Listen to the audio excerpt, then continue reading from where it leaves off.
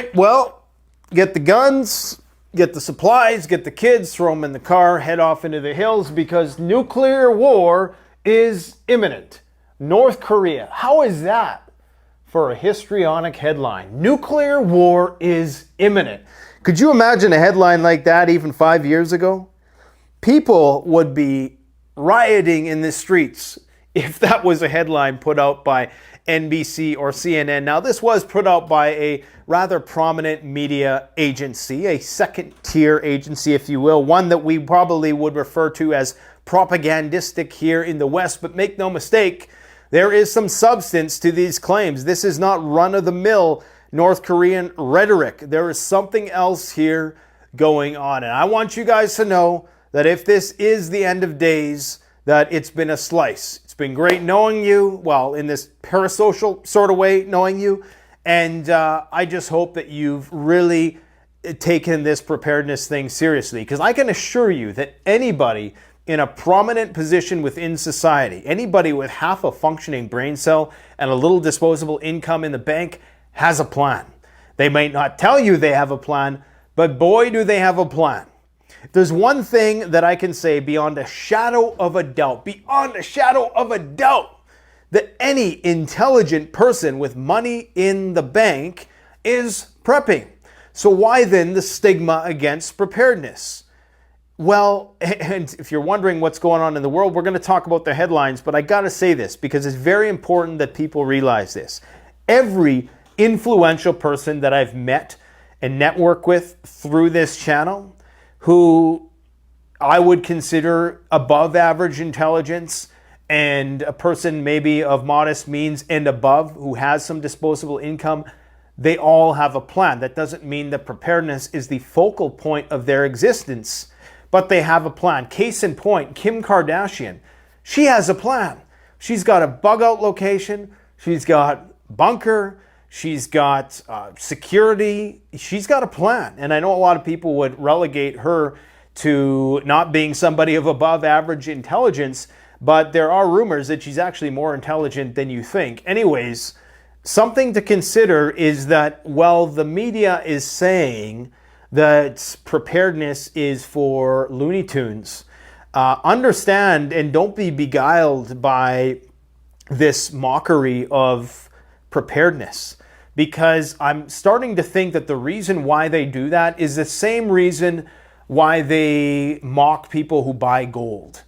And it's the same people why they ridicule, the gold bugs like the Peter Schiffs, because they want to hoard all the gold for themselves at the lowest possible prices. And if everybody is reaching out to Ron at Atlas Survival Shelters saying, hey, build me a bunker, if all the common men are saying, build us bunkers, then Ron can't build the bunkers for the elite people, right? The people in positions of power.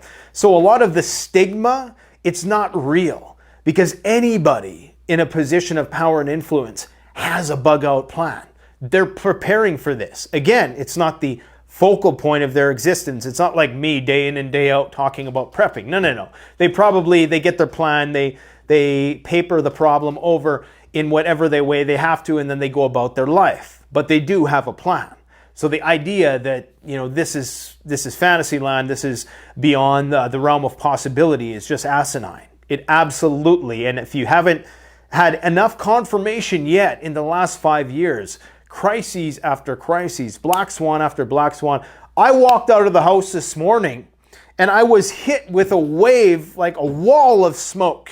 Okay, forest fire smoke. Any other day probably would have been national news. Major Canadian city inundated with forest fire smoke, air quality index at very low levels. Any other day would have been record news, not in 2023. Not in a year where we've seen more area burned in terms of forest fires than the entire size of the country of England already in the year, and the fire season's only about 65% finished.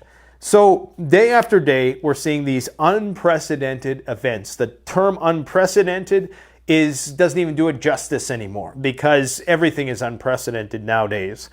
And we're in the age of consequences. So you gotta have a plan. You gotta take this stuff Seriously, you don't need any more confirmation. If you've watched this channel for more than a week, I've given you 101 reasons why you should prep.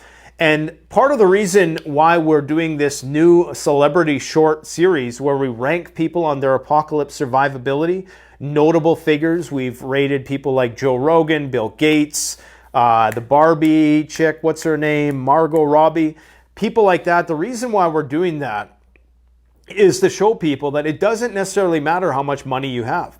You can be the richest man in the world and still score low. You know, backwoods Billy might have a better chance of surviving the end of the world as we know it than some of the most notable figures out there.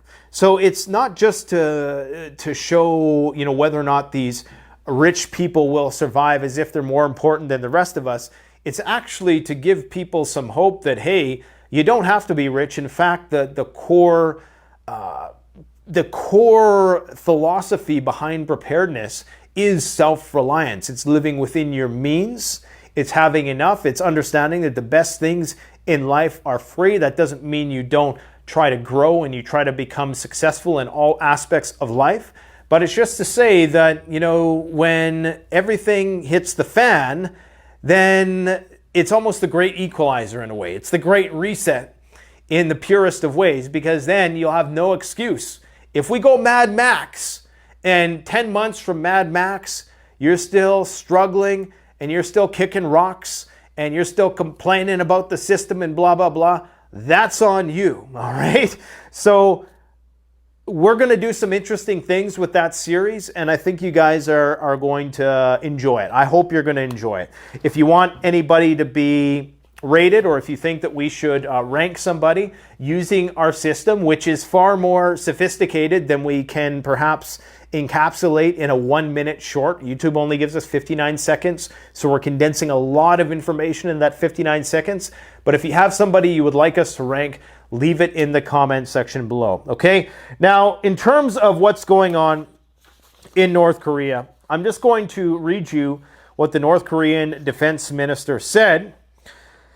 He said that nuclear war on the Korean peninsula is no longer a question of whether it will be, but a question of who will start it and when. The nuclear war mania by the United States and the proxies in the Republic of Korea is turning the Korean peninsula and the Northeast Asia into a new hotbed of nuclear war, okay? So this is different than a lot of the previous statements, and there's a lot of other data points to factor in as to why they are saying this now. For starters, in days gone by, and we'll talk about all the points of escalation. Number one, North Korea did a record amount of missile tests last year. Tensions on the Korean peninsula are at an all-time high since the Korean War. You have American nuclear subs parked in South Korea right now.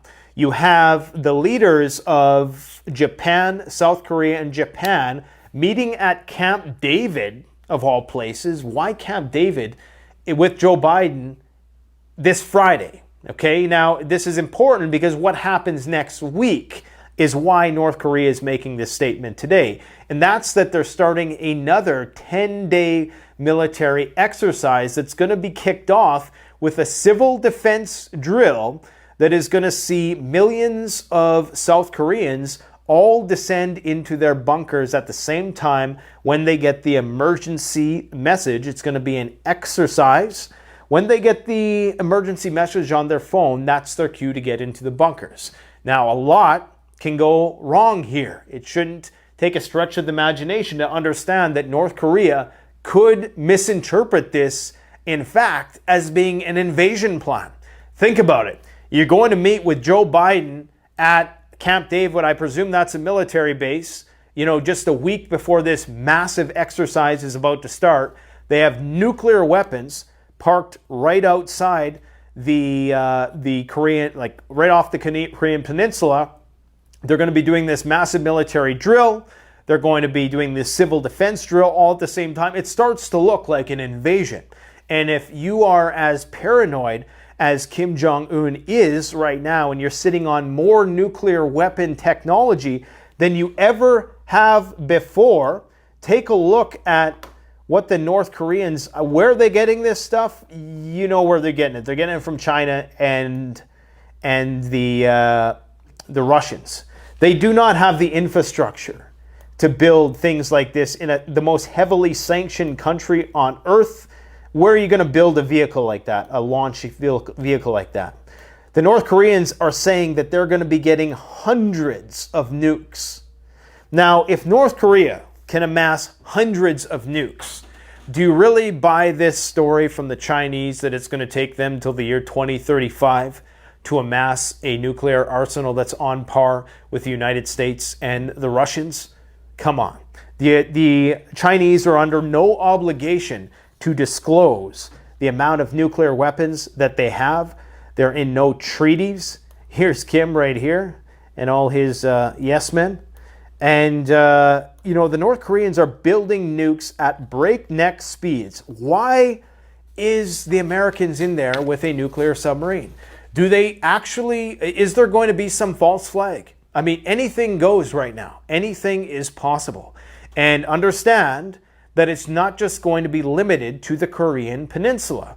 They're going to throw up some ICBMs, probably several over the continental United States, over North America, in order to black out the power grid. They have nuclear weapons that are specifically tuned for their electromagnetic pulse effects. That high voltage is going to couple into the power grid. It's going to fry transformers, and it is going to be absolute pandemonium. Now, North Korea will probably be leveled. Whether or not they can get enough of their population to the bunkers in time to rebuild. But if you bomb North Korea, you're getting into a war with China as well. Because North Korea is the vassal of China in the same way that Belarus is the vassal of Russia, in the same way that Poland is a vassal right now, a military vassal of the NATO states in the Americas. Okay? So it's not looking good. There's a lot of things to be concerned about here. Let's hope it just blows over. But North Korea sitting on hundreds of nuclear weapons is never a good thing, okay? The purpose of Biden meeting with the leaders of South Korea and Japan is for the purpose of discussing a joint military exercise that's coming up the week after.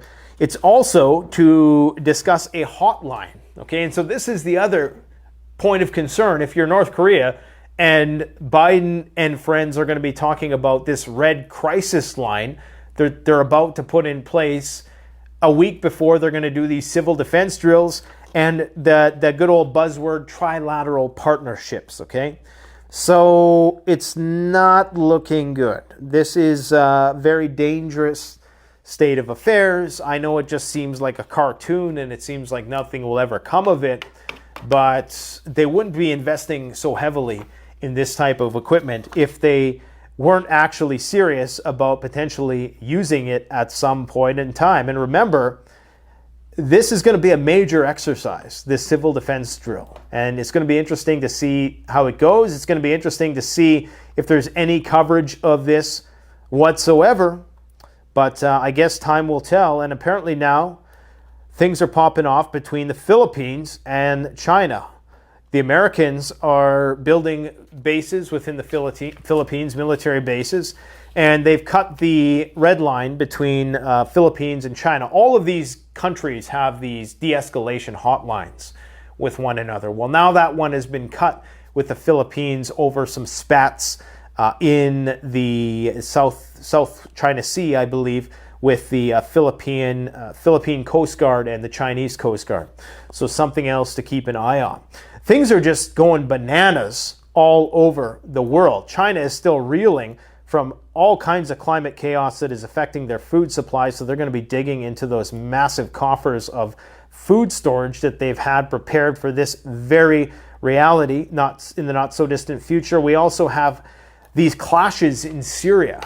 And this is where we could very well actually see Russians fighting with the Americans first.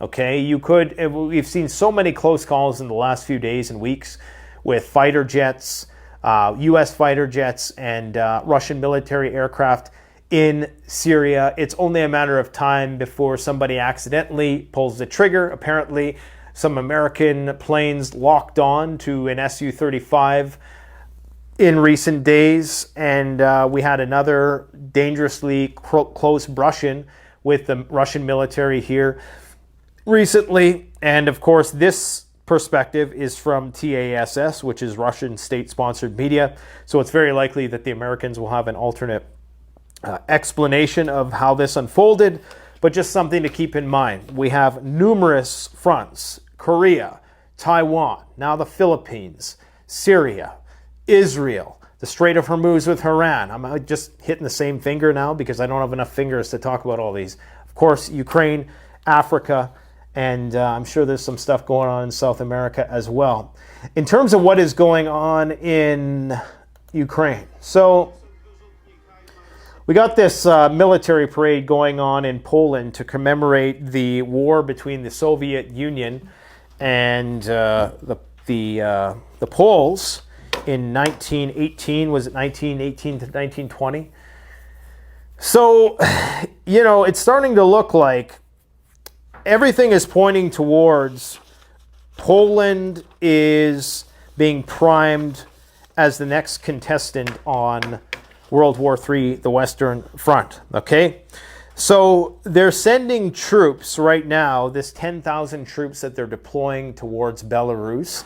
Now, apparently one of the places has historical significance. It's called Brest, and it's not that kind of Brest, guys. I know you like those kind of Brests. This is a different kind of Brest, and this Brest is in the southern part of Belarus. You can go and look it up on a map. It makes no difference.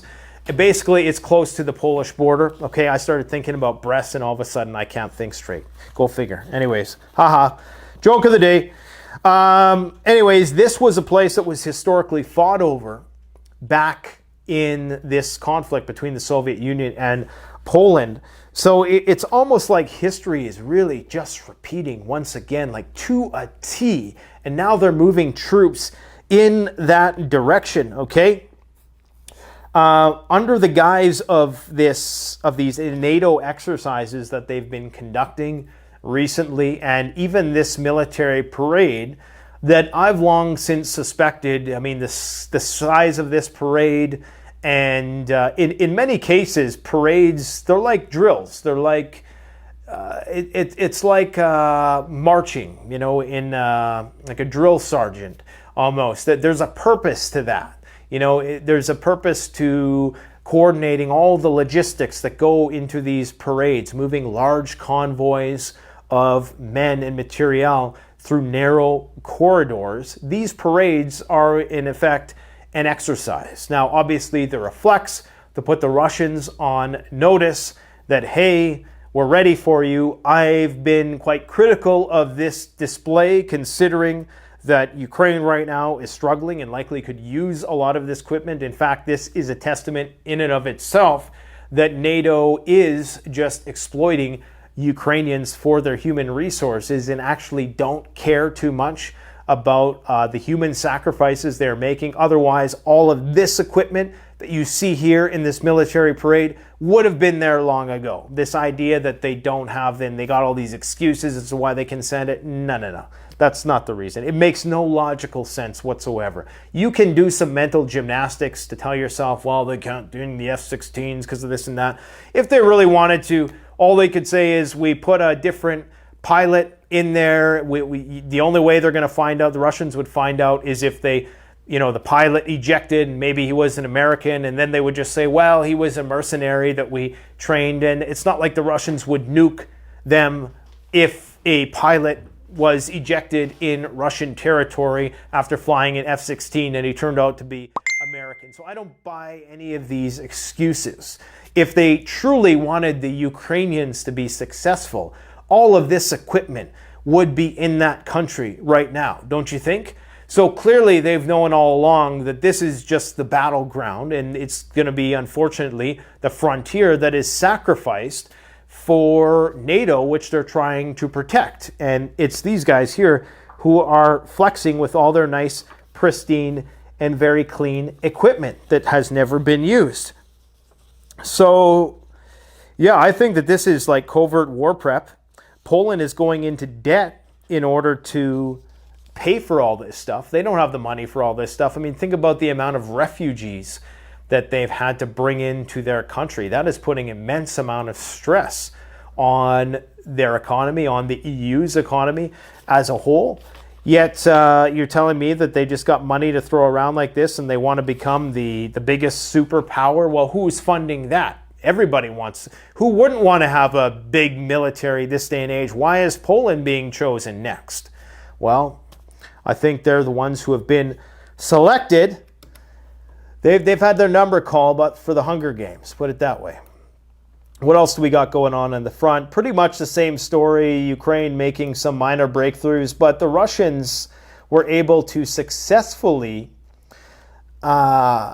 get many missiles through recently, and one of the largest airstrikes that they conducted thus far in the conflict. And maybe not one of the largest, but one of the most successful. So the Russians are starting to find a way around Ukrainian defense. The Ukrainians are saying they shot down 18 out of 28. Usually they overstate, so we can only assume that it's a lot more that made it through. And I do have video footage that I could show you of the actual effects of this. But, we don't want to hear this guy, do we? Or this girl, I should say. But I can't show it because, YouTube and stuff. And it's actually rare that we would get this footage anyways. I'm quite certain that the person who posted this will be penalized by the Ukrainian government because you're not allowed to show any of the explosions there because they need to control the narrative. National security, right? But the reason why the Russians did this in the first place is because of this. Now, we didn't hear a lot about this on the news, but apparently the Ukrainians had a successful strike on the Crimean Bridge, as evidenced, as anecdotal as it might be, by this satellite footage. So this is showing you July 30th, August 4th, August 13th. Now, if you watch this, you can search this up on the internet. Maybe I'll post a link in the description. You can see that there's definitely a difference come August 13th in that they hit the exact same place again. So they were targeting the same place on the bridge, hoping to further neutralize this bridge. Not only did they hit the civilian traffic corridor, but apparently they also hit the train tracks here. So they were trying to take out both. Maybe part of the missile hit this or whatever, who knows. So this is why the Russians were so pissed off, allegedly, and I'm just making that connection. No, haven't heard anybody else make that connection. I'm sure there are people who are doing it, but this is why they were so pissed off, and they did that massive bombardment yesterday. Now, once again, like clockwork, in response to that, the U.S. has its reconnaissance plane here, the Northrop Grumman RQ-4B, which is doing its rounds in the Black Sea. Typically, a flight like this is going to precede some other Ukrainian attack. Every time that this plane is flying around here, within the next 24 hours, there's some attempt on Crimea or Russian warships in the Black Sea or critical infrastructure there. So you can bet that they're going to try to attack either the bridge or something else there in the not so distant future. And of course, the Russians clearly view this as NATO complicity if the Ukrainians are utilizing NATO intelligence, okay? So this is where the whole, we're not a part of NATO thing kind of falls apart entirely. Apparently there's been some propositions by the person who oversees the office of the chief in NATO. Now, Ukraine has outright rejected this. Basically, he said, look, maybe the only way to get NATO or to get Ukraine into NATO is to cede some territory to the Russians. The Ukrainians said, not a chance. Never going to happen. And in fact, Dmitry Medvedev, it's Tuesday today, so it's not Medvedev Mondays where he utters nuclear threats. But apparently he said that that's not going to work either, because if they do cede territory, they're going all the way to Kiev because the objective of the Russians is to demilitarize. Now, they're not going to go into Lviv because they historically view that as a Polish territory. And at least this is, I'm not an expert in this area, but as far as I know, they view that as that the Russians are fine with Western Ukraine being unaffiliated with the Russian Empire. But Medvedev basically just signaled that they will be going all the way to Kiev. Now, it's important to understand that there are still, and there have been, people within Ukraine who supported the pro-Russian government there in the past, Viktor Yanukovych. But we're not going to go into the history of all this, but there likely is large amounts of sleeper cells, people who are just waiting because the Russians know that eventually they're going to have to put people within these communities into positions of power if they make it that far. If they make it to Kiev and they oust the current government, they're going to have to put in people. So you can bet that there's probably people within Ukraine right now who are waiting till it's safe enough to emerge and to sign up to be a part of this pro-Russian puppet government. If it gets to that point, I'm not saying it's going to get to that point. I'm just viewing it from that perspective. It's very likely that neither side is going to, I mean, ideally, in a perfect world, you would just split it along the river, right? And then maybe Kiev is like the borderlands or something. I mean, from a geographical standpoint, that's what you would do. But it appears as though Poland is really ramping up preparations. And if you were Belarus, you would likely interpret a lot of the different maneuver that is happening on that border as being provocative and indicative of a pending invasion. Now, I think they're far from that yet, but they're ratcheting it up the tension and they're bolstering their forces very incrementally on the border. The Belarusians will see this as an insidious move, no doubt. What else do we have to talk about today? We have fires raging in France. Fires from Maui to all over Canada to France to Portugal. We had a massive blackout, and this one is in Texas. This is a peat fire.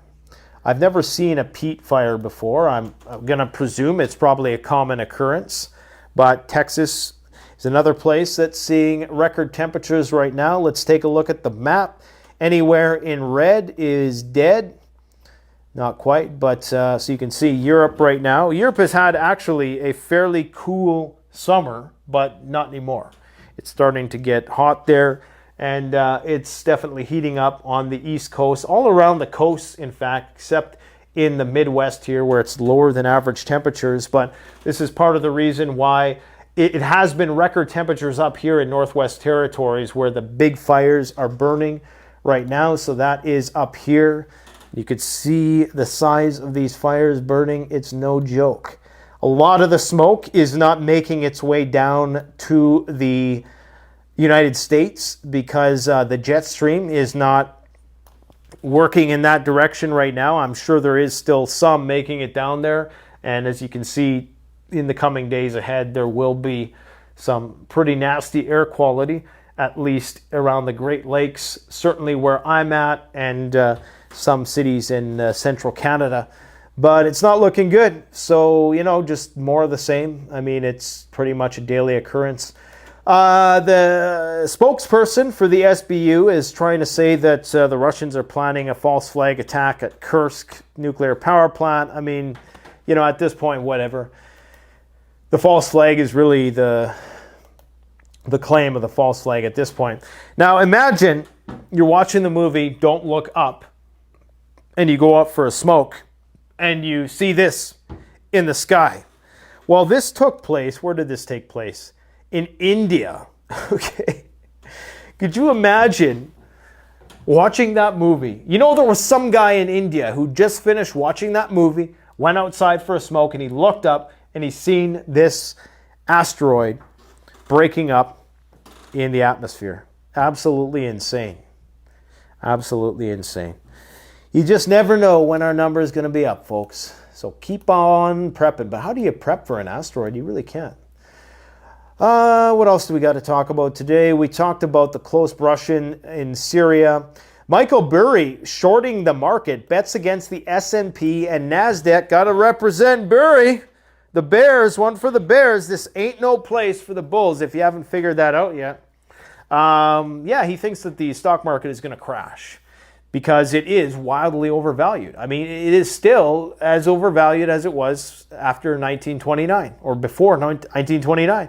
So all the more reason to get into gold. I mean, I was talking to a gold expert today. We're going to release the video in a few days.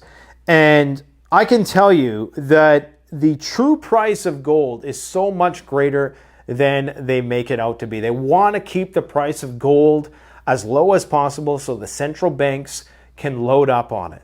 But the truth of the matter is that the supply of gold is diminishing in the world. There's going to be less and less of it mined every year. The demand for gold is increasing. And moreover, the ROI on gold mining is declining. So the amount of money that it costs in order to mine gold has increased significantly. So all the low-hanging fruit's been picked.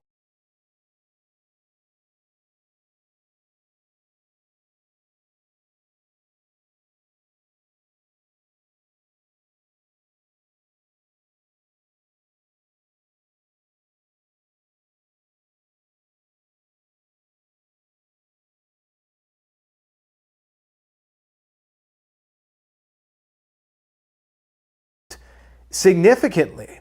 So all the low-hanging fruit's been picked. Gold, oil, commodities, they only have one way to go, in my personal opinion, in the long game, and that's up. But that's not financial advice. Speaking of financial advice, though, we're being lied to. I was going to do a dedicated video on this, and I got to give full credit to this channel right here, the Shikaz family. This is a guy from Russia, and very apolitical channel. Doesn't talk about the conflict. I hope YouTube hasn't penalized them just for being in Russia. But he took his family to the grocery store and he's showing us what you can buy for rubles. Now you see here how it says $24.99, right? Well, that's rubles. So it's basically 25 rubles. Now, $1 US dollar equals 100 rubles. So with $1 US, you can buy 4 of whatever this is. 4, I don't know, potatoes or whatever it is, okay? You can actually buy more than that. That's the weight. But he goes, and I'm going to link to this video in the description because it's very important for people to understand. Right now, you're hearing all this talk about how the Russian economy is collapsing.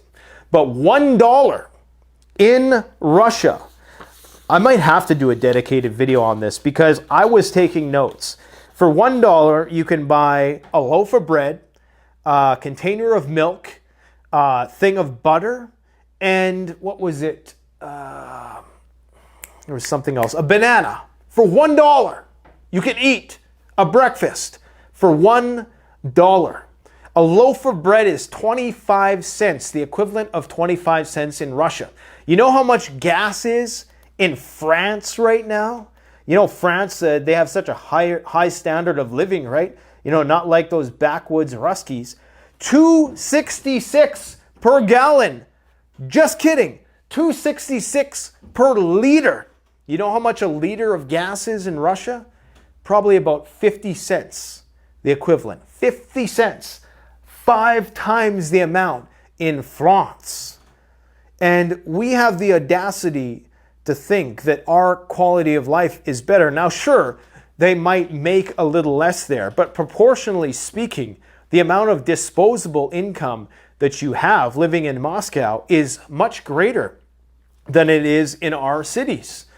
And a lot of this has to do with imports, exports. I'm not an economist for the reasons as to why things are domestically so cheap within Russia, but of course those same rubles are not going to be able to buy a lot of stuff outside of Russia, which they probably don't care anyways because they're sanctioned to all hell. But it just goes to show that we're paying way more for stuff here. The cost of living in Canada and the United States and the West in general, never mind those countries like Switzerland and Luxembourg or whatever, Those places are just, I mean, I don't know how they can, I guess they still say the quality of life is better, but you know, and there's all these, the Russians don't have flush toilets and they're using the chips from the washing machine and blah, blah, blah. It's all bullshit. We're being lied to. Do not be beguiled by the media to believe what's going on over there, okay? We've been brainwashed into thinking that what we have here is better. I can tell you right now, the province I live in, the construction is terrible. It takes them 6 months to build anything, but there's still people here who stubbornly think that this is the best place to live in the world. It isn't. Now, I'm not saying that, and I don't even say that from like an anti-nationalist perspective. I just, objectively know that we suck at a lot of things. And as a country, as a continent who has everything we need to be paying so much for food, so much for gas and all this stuff, it's preposterous. All of these countries we view and lump into the axis of evil, whether it's Iran, Russia. A lot of these places, they don't have near the amount of tax that we do. They don't have near the amount of costs and proportion of their wealth that is used for daily fixed expenses. So this is something for you to go and consider, and go and check out this video. And the thing is, he's talking about the ruble collapse. So that's why YouTube is pumping the video, because, it makes Russia look bad, right? But inadvertently, he's showing you how cheap things there in spite of that collapse. In spite of the collapse, you can still buy 4 loaves of bread for $1, for the equivalent of $1.